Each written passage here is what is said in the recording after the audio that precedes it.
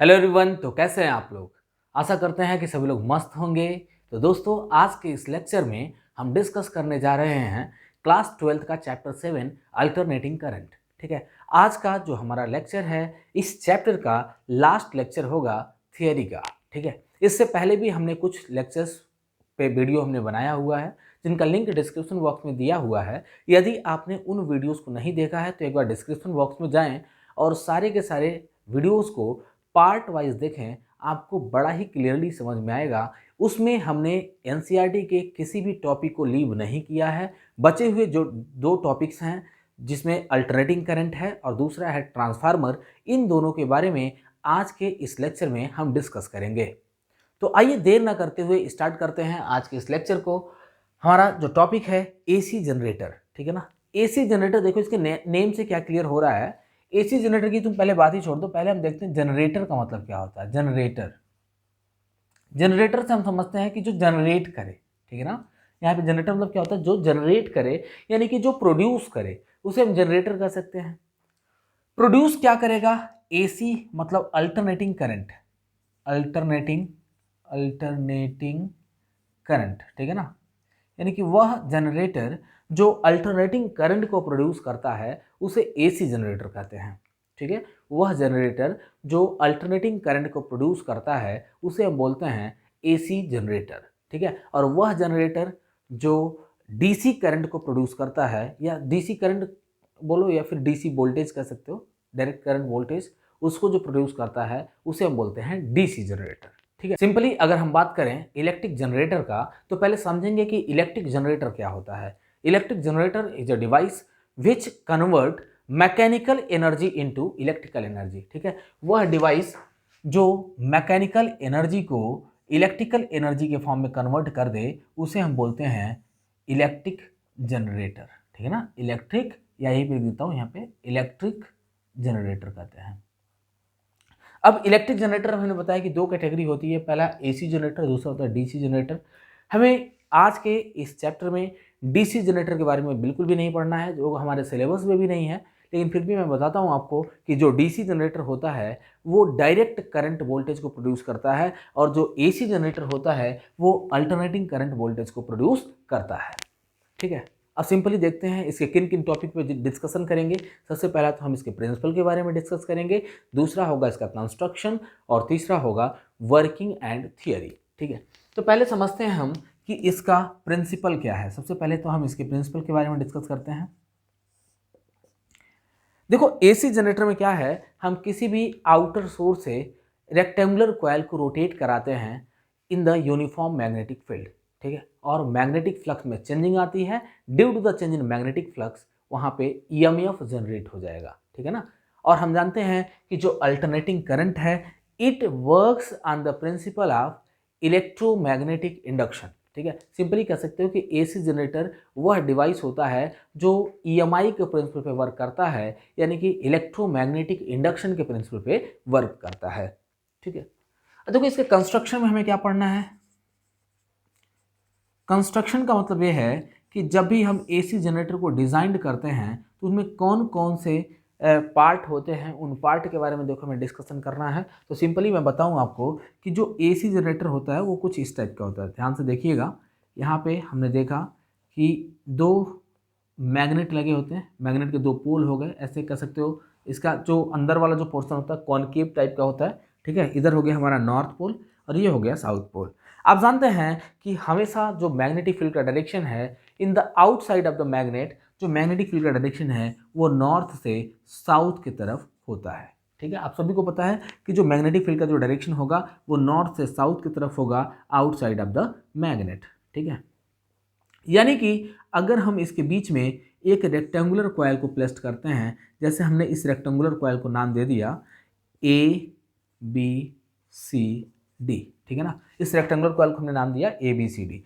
अब हमने क्या किया, इस रेक्टेंगुलर कॉइल को यहाँ पे प्लेस कर दिया है। इस रेक्टेंगुलर कॉइल को हम किसी एक्सटर्नल सोर्स के हेल्प से रोटेट कराते हैं। ठीक है, रोटेट कराने का सेंस क्या हुआ, आप जानते हैं कि हम इस कॉइल को, इस रेक्टेंगुलर कॉइल को पहला तो हम चाहे तो हाइड्रो इलेक्ट्रिकल पावर प्लांट की यदि हम बात करें तो डैम में हम जानते हैं कि पानी को स्टोर कर लिया जाता है और बहुत ही हायर एनर्जी के साथ उस पानी को यानी उस वाटर के अमाउंट को फॉल कराते हैं, जिससे हमारा टरबाइन रोटेट होता है। और जब टरबाइन रोटेट होगा तो उसके साथ साथ ये जो रेक्टेंगुलर कॉइल है, ये रेक्टेंगुलर कॉइल भी रोटेट करेगा and due to the rotation of this rectangular coil इसमें इलेक्ट्रिक करंट प्रोड्यूस हो जाएगा, या कह सकते हो यहाँ पे ईएमएफ जनरेट हो जाएगा। ठीक है तो एक तो आपने देखा इसके बारे में जो हाइड्रो इलेक्ट्रिक पावर प्लांट, इसके बारे में हमने बताया। दूसरा, अगर हम थर्मल पावर प्लांट की बात करें तो हम जानते हैं कि कोल को अगर हम बर्न करते हैं अपने पावर प्लांट के अंदर, तो जो कोल बर्न होगा उसके हेल्प से जो हीट जनरेट हो रहा है उस हीट से हम वाटर के अमाउंट को बॉयल करेंगे, और जब वाटर को बॉयल करते हैं तो स्टीम के फॉर्म में कन्वर्ट होता है और वह स्टीम टरबाइन को रोटेट कराने में हेल्प करता है। तो वहाँ पर भी आपने देखा कि मैकेनिकल एनर्जी किस में कन्वर्ट हो रहा है, इलेक्ट्रिकल एनर्जी के फॉर्म में। ठीक है, तो ऐसे ही अलग अलग फॉर्म में या अलग अलग इलेक्ट्रिकल पावर प्लांट में अलग अलग तरह से या अलग अलग मेथड के इस्तेमाल से हम इसे रोटेट कराने का काम करते हैं। तो यहाँ पर हमने देखा कि एक आर्मेचर लगा हुआ, इसको हम आर्मेचर कहते हैं। ABCD एक आर्मेचर हो गया जो कि एक रेक्टेंगुलर कॉइल है, और ये कॉइल अटैच होता है दो स्लिप रिंग के साथ। ठीक है, यहाँ पर हमने दो स्लिप रिंग ले लिया, एक स्लिप रिंग को S1 नाम दिया और जो दूसरा स्लिप रिंग है इसका हमने S2 नाम दे दिया है। जो स्लिप रिंग पहला है यानी S1 जो स्लिप रिंग है वो जो कार्बन ब्रश B1 होता है, B1 कार्बन ब्रश के साथ जुड़ा हुआ है। आपने क्लास 10th में AC जनरेटर को पढ़ा होगा बड़े ही अच्छे से। अगर आप वहाँ पर नहीं समझे तो यहाँ पर समझ लो, ये आपके लिए काफ़ी बेनिफिशियल है और आपके एग्जामिनेशन के पॉइंट ऑफ व्यू से भी देखोगे तो भी बहुत ज़्यादा इंपॉर्टेंट है। ठीक है, तो पहला कार्बन ब्रश हो गया B1 और दूसरा कार्बन ब्रश हो गया B2। ये दो कार्बन ब्रशेस से कनेक्टेड होते हैं। अब कहोगे कि सर कार्बन ब्रश का काम क्या होता है? जनरली जो कार्बन ब्रशेस होते हैं, कार्बन ब्रशेस जो भी AC जनरेट हो रहा है या कह सकते हैं जो EMF जनरेट हो रहा है उस EMF को आउटपुट देने का काम करता है। ठीक है ना, एक क्लोज लूप बनाने का काम करता है। तो हमने देखा कि इस कंस्ट्रक्शन में क्या क्या चीज़ें हैं। जो AC जनरेटर है, AC जनरेटर के कंस्ट्रक्शन में सबसे पहला तो हम देख रहे हैं कि मैग्नेट है, फील्ड मैग्नेट है। यहाँ पे दो पोल हमें दिखाई दे रहा है, एक नॉर्थ और दूसरा साउथ पोल होगा जो कि कॉनकेव शेप के हैं। इसके अंदर एक आर्मेचर लगा हुआ है। आर्मेचर बोले तो रेक्टेंगुलर कॉइल है जिसका नाम हमने ABCD रखा हुआ है।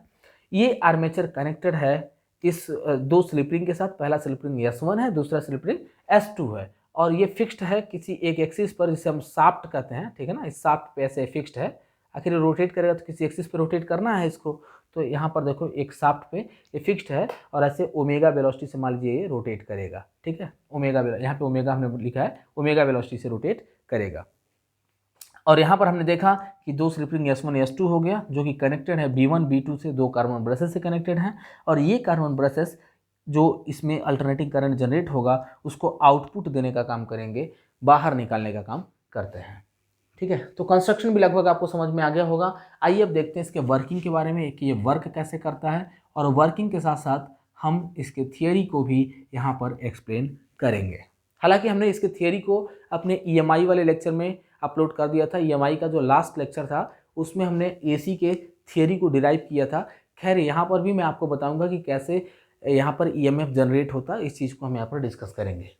ठीक है, तो वर्किंग कैसे होता है, हम किसी भी एक्सटर्नल सोर्स से इस रेक्टेंगुलर कॉइल को रोटेट कराते हैं, और जब रेक्टेंगुलर कॉइल को हम कंटिन्यूसली रोटेट कराएंगे मींस उसका एंगल बदलता रहेगा। और हम जानते हैं कि फ्लक्स बराबर होता है B × A cos थीटा। ठीक है, और आप देखोगे कि यहाँ पर थीटा की वैल्यू कंटिन्यूसली चेंज होती रहेगी क्योंकि जो रेक्टेंगुलर कॉइल है वो कंटिन्यूसली रोटेट करता रहेगा। ठीक है, लेकिन इसकी एंगुलर वेलोसिटी कांस्टेंट है, यानी कि जो ओमेगा एंगुलर वेलोसिटी इसकी जो लिखी गई है, ओमेगा एंगुलर वेलोसिटी तो कांस्टेंट है, तो बदला क्या, टाइम।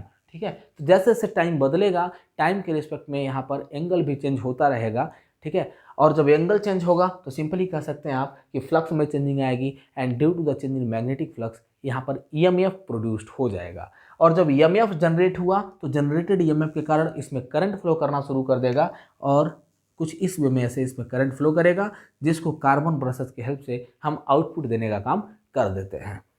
तो लगभग आपको इसका वर्किंग भी समझ में आ गया होगा कि कैसे ये वर्क करता है। Now we will discuss about its theory. ठीक है। इसका थियरी देखो क्या है, कैसे हम इसको डिराइव करें इसके इक्वेशन को। हम जानते हैं कि यहाँ पर जो EMF जनरेट होता है इसकी वैल्यू होती है E not sine omega T, ठीक है। ये वैल्यू कहाँ से आया है, आइए इस चीज़ पे चर्चा करते हैं और इस इक्वेशन को हम यहाँ पे डिराइव करते हैं। तो थियरी में देखो क्या लिखेंगे, as we know that phi B is to होता है B A cos omega T. कहोगे सर कॉस ओमेगा टी क्या, थीटा की जो वैल्यू होती है, इस थीटा की वैल्यू होती है ओमेगा टी, क्योंकि थीटा क्या है, एंगुलर डिस्प्लेसमेंट है, ओमेगा क्या है, angular velocity into time taken, यानी angular velocity into time taken angular displacement कहलाता है। जैसे वेलोसिटी इनटू टाइम टेकन हम जानते हैं सिंपल डिस्प्लेसमेंट होता है, डिस्प्लेसमेंट बराबर क्या होगा, वेलोसिटी इनटू टाइम टेकन। वैसे ही अगर बात करो एंगुलर डिस्प्लेसमेंट की, तो एंगुलर डिस्प्लेसमेंट बराबर हो जाएगा angular velocity into time taken, इसलिए हम चाहें तो इस थीटा के जगह पे ओमेगा टी रख सकते हैं, ठीक है। ये तो सिंगल कॉइल के लिए है, लेकिन यहाँ पर जो रेक्टेंगुलर कॉइल जो रोटेट कर रहा है, यहाँ पर n नंबर ऑफ कॉइल है, n number of coil rotation कर रहे हैं। तो ऐसा सिंपली लिख सकते हो क्या, for n number of coils, for n number of turns phi B is equal to हमें मिल जाएगा N B A cos omega T, ठीक है। ये हमारा वैल्यू मिल गया है। अच्छा एक चीज़ और ध्यान देना, आपने अगर फैराडे का लॉ पढ़ा है, हमने पिछले चैप्टर में पढ़ाया है फैराडे के लॉ को। फैराडे ने 2 लॉ दिया था, अगर आपने उस लॉ को पढ़ा है तो बड़ी अच्छी बात है, और अगर आपने उसको बिल्कुल देखा ही नहीं है, ना तो कभी नाम सुना है, तो एक बार जाकर EMI का लेक्चर देख लेना, वहाँ पे क्लियर हो जाएगा कि फैराडे ने अपने लॉ में क्या कहा था, ठीक है। तो अकॉर्डिंग टू फैराडेज लॉ यहाँ पे लिख सकते हैं हम, अकॉर्डिंग टू फैराडेज लॉ, आपने फैराडे के लॉ में पढ़ा होगा, EMF इंड्यूस्ड EMF बराबर होता है minus D phi B upon D T, ठीक है। The rate of change in magnetic flux will be always equal to the induced EMF, और इसका नेगेटिव सिंबल अपोजिट डायरेक्शन को रिप्रेजेंट करता है।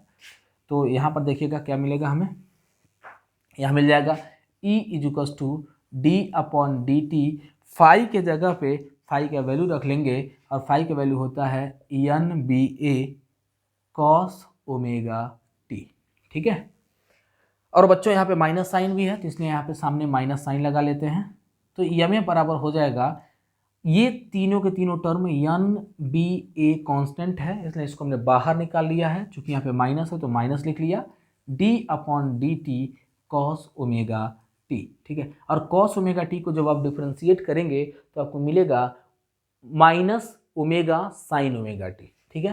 तो EMF बराबर मिल जाएगा माइनस ओमेगा, और माइनस मिलकर के प्लस हो जाएगा, तो एन ओमेगा बी ए साइन ओमेगा टी, ठीक है। ये हमें वैल्यू मिल गया। एंड ई नॉट की वैल्यू जो होती है एन ओमेगा बी ए के बराबर होती है। ई नॉट क्या है, दिस इज मैक्सिमम EMF। हम सिंपली चाहें तो इस पूरे कांस्टेंट टर्म के जगह पे हम मैक्सिमम EMF की वैल्यू रख लेते हैं। देखो ये पूरे के पूरे टर्म कांस्टेंट कैसे हैं, एन क्या है, नंबर ऑफ टर्न जो कि कांस्टेंट है, एंगुलर वेलोसिटी हमने बता दिया पहले ही कि कांस्टेंट होगा, मैग्नेटिक फील्ड हमने बोला था यूनिफॉर्म मैग्नेटिक फील्ड में रखा जाएगा तो ये भी कांस्टेंट, और एरिया क्रॉस सेक्शन तो कांस्टेंट होगा ही। तो ये पूरा का पूरा टर्म कांस्टेंट है, तो E is equal to constant into sine omega T, और वह कांस्टेंट क्या कहलाता है, मैक्सिमम EMF कहलाता है। Means E is equal to, यानी कि therefore E is equal to E not sine omega T, ठीक है ना। E इज इक्वल टू मिल गया E not sine omega T. तो लगभग आपको समझ में आया होगा कि यहाँ पर हमने EMF के वैल्यू को कैसे फाइंड किया है। अब देखिए इसी की हेल्प से अगर आप चाहें तो करंट भी निकाल सकते हैं, तो बट अल्टरनेटिंग करंट बराबर होता है EMF अपॉन रजिस्टेंस। तो EMF का वैल्यू है E not sine omega T, इसको हमने लिख लिया, अपॉन आर हो गया, और E naught upon R I naught कहलाता है, means I is equal to I naught sine omega T, ठीक है। तो ये हो गया हमारा इंस्टेंटेनियस करंट। और हम जानते हैं कि जो अल्टरनेटिंग करंट जो EMF प्रोड्यूस करता है या फिर करंट जो प्रोड्यूस करता है, ये EMF या फिर करंट साइनोसॉइडल होते हैं। साइनोसॉइडल का मतलब ये हुआ कि वो टाइम के रिस्पेक्ट में बदलते रहते हैं। तो जल्दी से वीडियो को पॉज करके आप इस थ्योरी को नोट कर लो, फिर हम इसे इरेज करते हैं और बढ़ते हैं अपने अगले टॉपिक की ओर। हमारा अगला टॉपिक है ट्रांसफार्मर।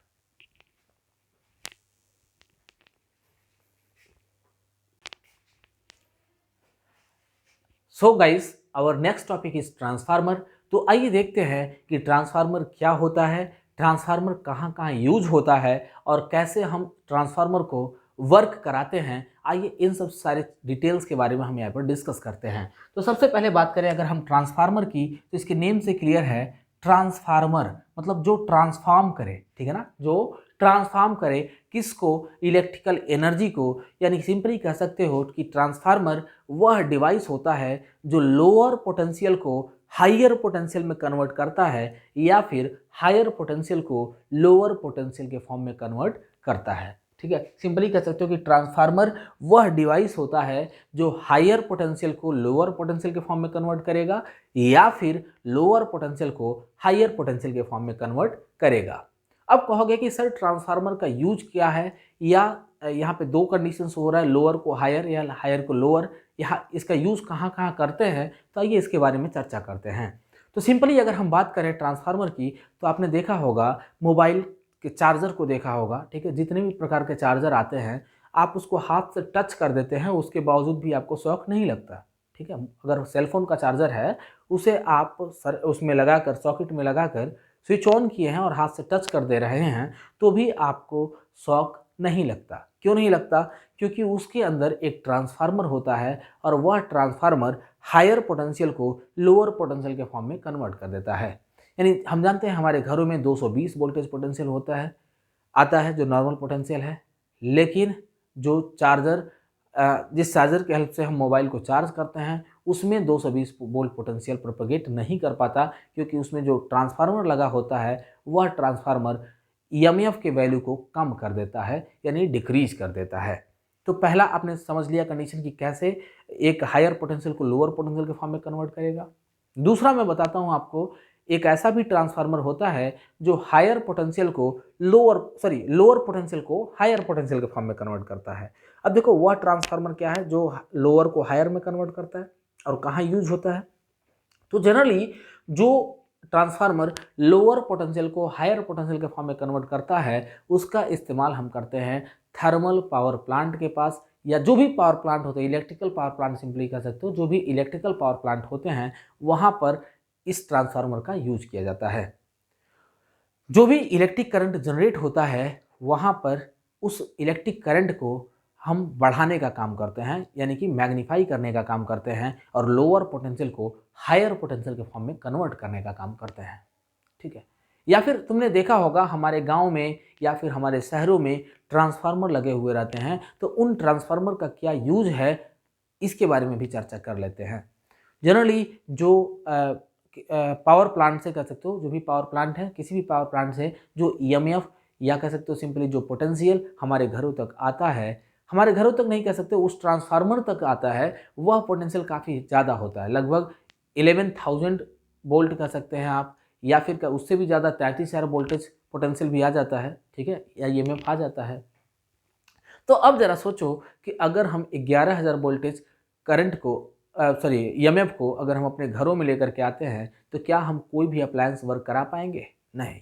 किसी भी डिवाइस को अगर आप उसमें कनेक्ट करेंगे तो तुरंत वो फॉल्ट हो जाएगा और वहाँ पर कह सकते हैं हमारी वायरिंग जो है पूरी डैमेज हो जाएगी और हमारे अप्लायंसेस ख़राब हो जाएंगे, आग भी लग सकती है और शॉक लगने के चांसेस काफ़ी ज़्यादा होते हैं।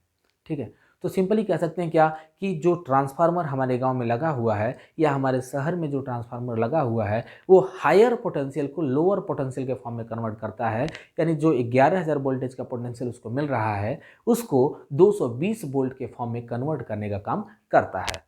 तो लगभग आपको समझ में आ गया होगा कि ट्रांसफार्मर क्या होता है और ट्रांसफार्मर कैसे वर्क करता है। ठीक है, ट्रांसफार्मर कैसे वर्क करता है इसके वर्किंग को अभी हम डिटेल में बताएंगे आपको, इसका यूज कहाँ कहाँ होता है ये चीज़ हमने अभी आपको समझा दिया है। देखिए जो ट्रांसफार्मर होता है, ट्रांसफार्मर बेसिकली 2 टाइप का होता है। एक होगा step up transformer, step up transformer, और दूसरा होता है step down transformer, step down transformer. ठीक है, स्टेप अप ट्रांसफार्मर का मतलब देखो क्या है, इसके नेम से क्लियर है, स्टेप अप, अप मतलब बढ़ाए, यानी कि वह ट्रांसफार्मर जो लोअर पोटेंशियल को हायर पोटेंशियल के फॉर्म में कन्वर्ट करे, यानी कि ये क्या काम करता है, लोअर पोटेंशियल को यानी लो पोटेंशियल को हायर पोटेंशियल के फॉर्म में कन्वर्ट करता है, या यहाँ पे लोअर लिख लेते हैं, लोअर पोटेंशियल को हायर पोटेंशियल के फॉर्म में कन्वर्ट करता है। इस ट्रांसफार्मर को हम बोलते हैं स्टेप अप ट्रांसफार्मर। और दूसरा होता है step down transformer. Step down transformer का यूज हमें हर जगह देखने को मिलता है अपने घरों में, ठीक है। तो स्टेप डाउन ट्रांसफार्मर क्या है, ये हायर पोटेंशियल को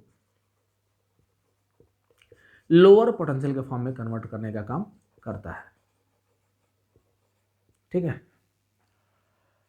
देखो आपने एक और डिवाइस देखा होगा, स्टेबलाइजर देखा होगा। हमारे घरों में जो स्टेबलाइजर होता है उसमें दोनों तरह के ट्रांसफार्मर लगे होते हैं। एक हायर को लोअर में भी कन्वर्ट करता है, दूसरा लोअर को हायर में भी कन्वर्ट करता है। क्योंकि कभी कभी ऐसा होता है कि हमारे घरों में ज़्यादा वोल्टेज पोटेंशियल आ गया है, तो जो स्टेप अप जो हमारा स्टेबलाइजर है वो उसको कम कर देता है, वोल्टेज को कम कर देता है।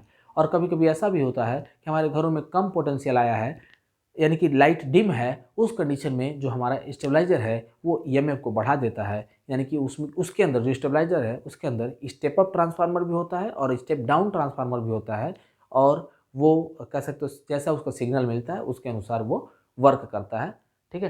तो इसके आगे बढ़ते हैं, हम ट्रांसफार्मर समझ चुके हैं, टाइप ऑफ ट्रांसफार्मर भी समझ चुके हैं। अब आइए डिस्कस करते हैं इसके प्रिंसिपल के बारे में, कि जो ट्रांसफार्मर है, ट्रांसफार्मर किस प्रिंसिपल पे वर्क करता है। सिंपल से लैंग्वेज में कह सकते हो कि transformer works on the principle of mutual induction, ठीक है ना। The transformer works on the principle of mutual induction, okay, mutual induction के प्रिंसिपल पे वर्क करता है, ओके। अब देखो यहाँ पर मैंने जो लिखा है स्टेप अप ट्रांसफार्मर और स्टेप डाउन ट्रांसफार्मर, इन दोनों को कंस्ट्रक्शन के हेल्प से हम लोग समझते हैं। कंस्ट्रक्शन में देखिएगा, यहाँ पे बनाता हूँ, कंस्ट्रक्शन में इसको कैसे हम डिज़ाइन करते हैं। तो देखो यहाँ पर हमने एक ट्रांसफार्मर ऐसे बनाया है, ध्यान से देखिएगा कैसे बनाते हैं इसको। हम जानते हैं कि ट्रांसफार्मर के अंदर ऐसे लेमिनेटेड कोर होते हैं, सॉफ्ट आयरन के ऐसे लेमिनेटेड कोर होते हैं, ठीक है, ऐसे सॉफ्ट आयरन के बने हुए लेमिनेटेड कोर होंगे।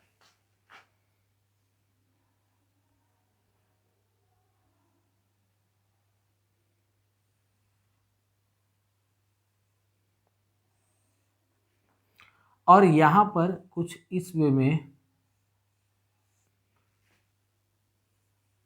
कॉइल्स लगे होते हैं, ठीक है, ऐसे जो है कॉइल्स लगे होते हैं।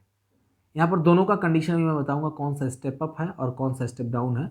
यहाँ से देखो अल्टरनेटिंग करंट या अल्टरनेटिंग ईएमएफ इससे पास होता है और यहाँ से आउटपुट हो रहा है। ये जो पहला कॉइल है इसको बोलते हैं प्राइमरी कॉइल, और ये जो है ये क्या कहलाएगा, सेकेंडरी कॉइल। यहाँ पे जो नंबर ऑफ कॉइल है इनको हमने एन पी कह दिया, और यहाँ पर जितने नंबर ऑफ कॉइल हैं इनको हमने एन एस कह दिया है, ठीक है। इसके आगे बढ़ते हैं, दूसरे ट्रांसफार्मर को हम यहाँ पे बनाते हैं। इसके डायग्राम को यहाँ पे देखो बनाते हैं कैसे।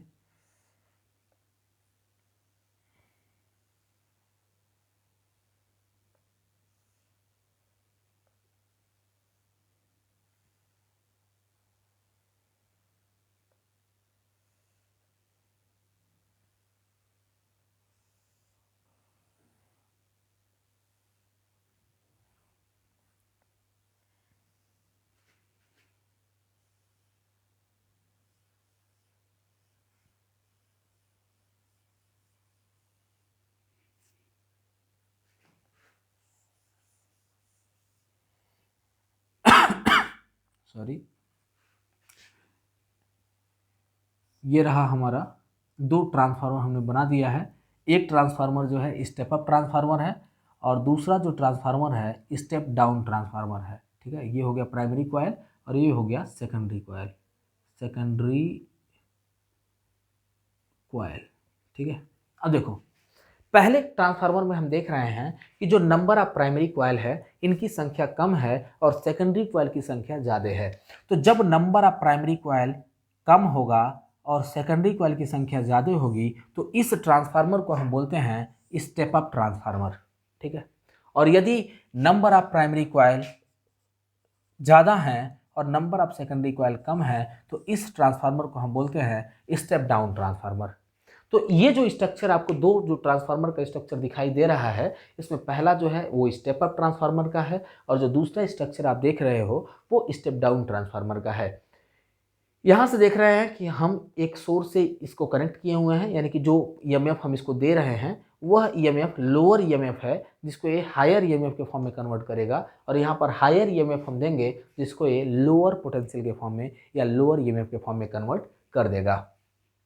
ठीक है, तो हमने देखा कि इसके कंस्ट्रक्शन में क्या क्या चीज़ें हैं। तो पहला प्राइमरी कॉइल है, दूसरा सेकेंडरी कॉइल है और तीसरा है सॉफ्ट आयरन कोर के लेमिनेटेड फॉर्म है जिसमें कई सारे सॉफ्ट आयरन कोर हैं जो कि लेमिनेटेड हैं।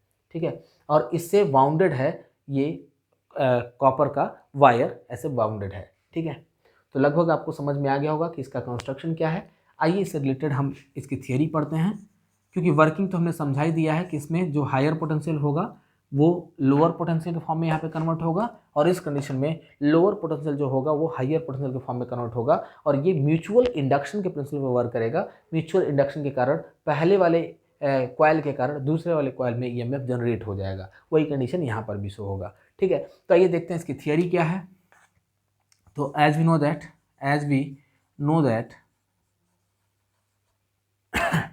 अगर हम फर्स्ट स्टेप में देखें तो इंड्यूस्ड ईएमएफ जो पहले कॉइल में जो ईएमएफ इंड्यूस्ड हो रहा है, ठीक है, इसको हमने बोला induced EMF E in primary, या सिंपली लिख सकते हो EMF in primary coil is equal to मिल जाएगा minus N P D phi B upon D T. Okay, ये हमारा पहला इक्वेशन हो गया। And EMF in secondary coil will be equal to minus N S D phi B upon D T, ये हो गया हमारा सेकंड इक्वेशन। ठीक है, सिंपली क्या करो, सेकंड इक्वेशन को फर्स्ट इक्वेशन से डिवाइड कर दो, तो equation second divided by equation first we get, देखिएगा हमें क्या मिलेगा, E secondary upon E primary will be equal to, यहाँ पे देखो ये D phi upon D T से D phi upon D T cancel हो जाएगा और माइनस से माइनस कट गया तो हमें मिलेगा number of secondary coil upon number of primary coil, और इसको हम बोलते हैं ट्रांसफार्मर रेशियो, जिसको स्मॉल आर से रिप्रेजेंट करते हैं। ठीक है, तो ये इसकी थियरी है। यहाँ पर देख रहे हो कि नंबर ऑफ सेकेंडरी कॉइल यदि ज़्यादा होंगे तो ईएमएफ भी ज़्यादा होगा सेकेंडरी कॉइल में, और यदि नंबर ऑफ सेकेंडरी कॉइल कम होंगे तो जो ईएमएफ आउटपुट में मिल रहा है हमें वो ईएमएफ भी कम हो जाएगा। तो लगभग आज का जो टॉपिक है आपको बड़ा ही क्लियरली समझ में आया होगा। मैं यहाँ से थोड़ा सा साइड हो गया हूँ, आप इसको स्क्रीनशॉट ले लें या फिर आप इसे वीडियो को पॉज करके इसे नोट डाउन कर लें। ठीक है, तो दोस्तों यकीनन आज का लेक्चर आपको समझ में आया होगा, और मैं आगे भी आपके लिए न्यू टॉपिक्स लेकर के आते रहूँगा जो कि बिल्कुल एनसीईआरटी के टॉपिक वाइज होंगे, और मेरी निरंतर प्रयास यही रहेगी कि आपकी पढ़ाई अच्छी से अच्छी हो सके। तो आप भी हमें सपोर्ट करें, हमारे चैनल को सब्सक्राइब करें, ज़्यादा से ज़्यादा दोस्तों को शेयर करें और बेल आइकन दबाना तो बिल्कुल भी ना भूलें। तो दोस्तों अगर आज का लेक्चर आपको पसंद आया तो इस वीडियो को लाइक तो ज़रूर करना, क्योंकि आपके एक लाइक से हमारा हौसला और बढ़ता है। तो तब तक के लिए विदा लेंगे, मिलते हैं आपसे अगले वीडियो में। जय हिंद दोस्तों।